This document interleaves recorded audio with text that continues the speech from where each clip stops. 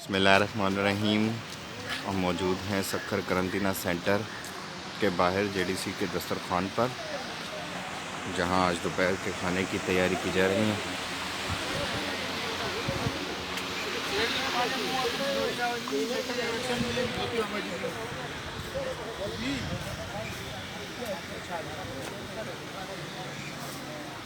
ये आप देख सकते हैं।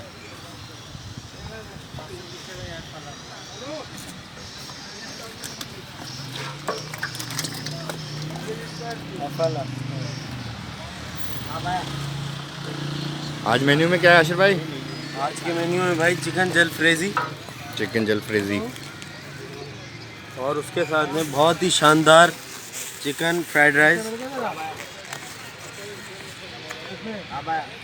और उसके साथ खाने में फ्रूट्स और फ्रूट्स। दिखा दें। ऑरेंज